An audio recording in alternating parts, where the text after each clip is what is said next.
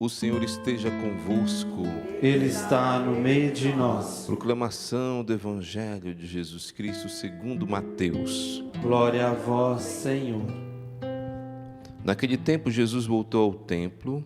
Enquanto ensinava, os sumos sacerdotes e os anciãos do povo aproximaram-se dele e perguntaram: com que autoridade fazes tais coisas? Quem te deu tal autoridade? Jesus respondeu-lhes: também eu vos farei uma pergunta. Se me responderdes, eu também vos direi com que autoridade faço estas coisas. De onde vinha o batismo de João? Do céu ou dos homens? Eles refletiram entre si. Se dissermos do céu, ele nos dirá: por que não acreditastes nele? Se dissermos dos homens, temos medo do povo, pois todos têm João Batista na conta de profeta. Eles então responderam a Jesus: não sabemos. Ao que Jesus também respondeu: eu também não vos direi com que autoridade faço estas coisas. Palavra da salvação. Glória a vós, Senhor.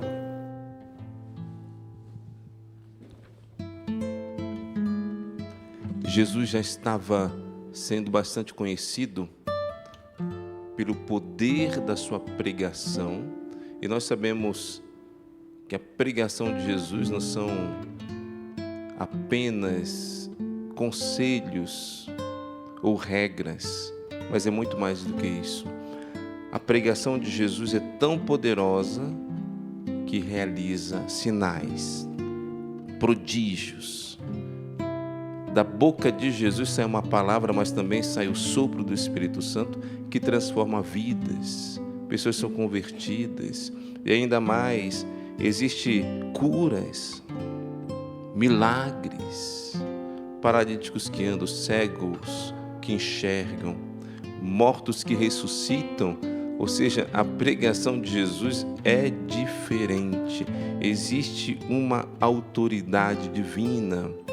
Mas quando Jesus chega ali na capital do judaísmo, em Jerusalém, ele vai se deparar com as autoridades religiosas que deveriam interpretar os sinais que Jesus realizava e detectar que ele é o Messias, o Salvador.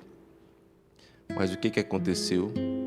Eles se fecharam e não queriam reconhecer a autoridade divina de Jesus. Por isso que eles perguntam: de que autoridade? Quem te deu autoridade para falar desse jeito?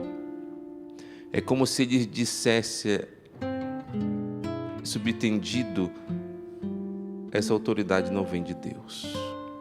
Então, as autoridades religiosas estão colocando a cisania, a dúvida no povo em relação a Jesus Cristo, nosso Senhor e Salvador.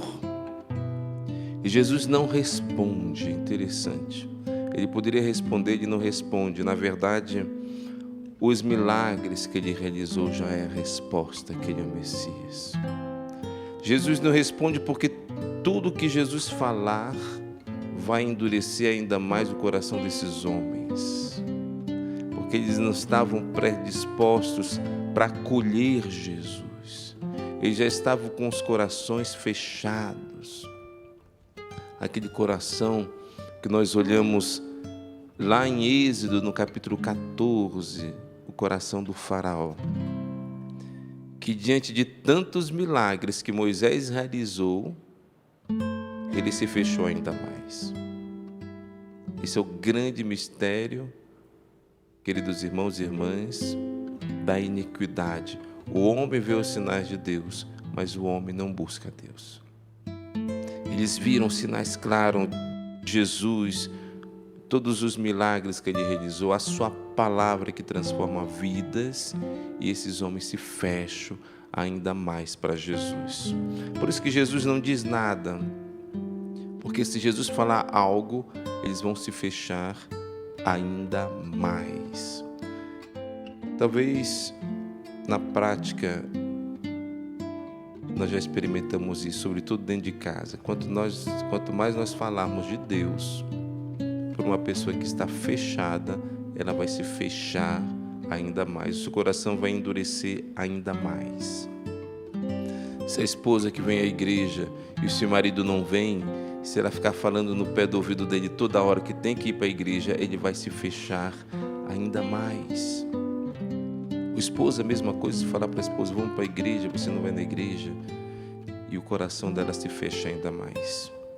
É o grande mistério, porque na verdade o que nós temos que testemunhar não são palavras, mas gestos. Jesus se cala para dizer: os meus milagres já são sinais. E muitas das vezes nós temos que calar para que o nosso testemunho possa convencer aqueles corações mais endurecidos. Talvez o nosso filho lá dentro de casa, ou a nossa filha que não vai mais para a igreja, que recebeu uma educação religiosa, talvez até encontrou Jesus fazendo uma grande experiência de um batismo no Espírito Santo, mas hoje, afastada de Deus, essa pessoa está com o coração endurecido, e se falar de Deus, ela se endurece ainda mais.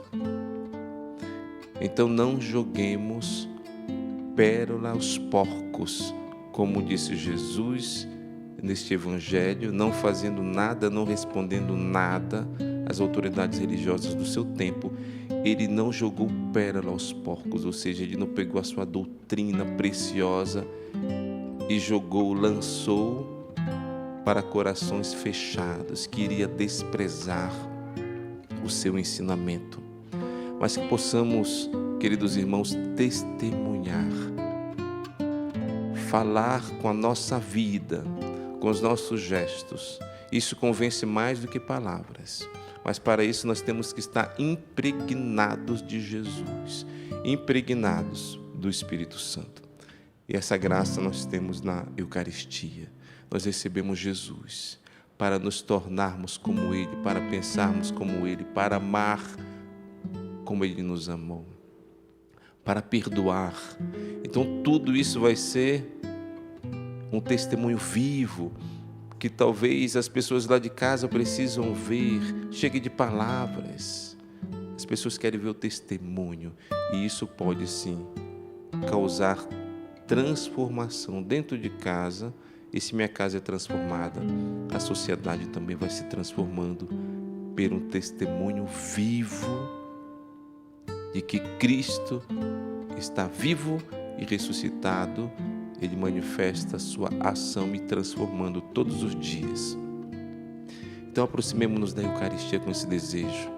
Senhor, eu não quero ter um coração endurecido como as autoridades religiosas da tua época. Ao contrário, eu reconheço que tu és o Messias. Na verdade, eu não preciso nem mais de sinais, já tenho bastante sinais.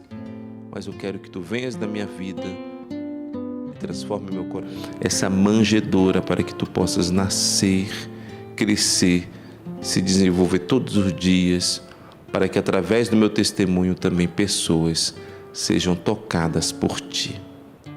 Amém. Amém.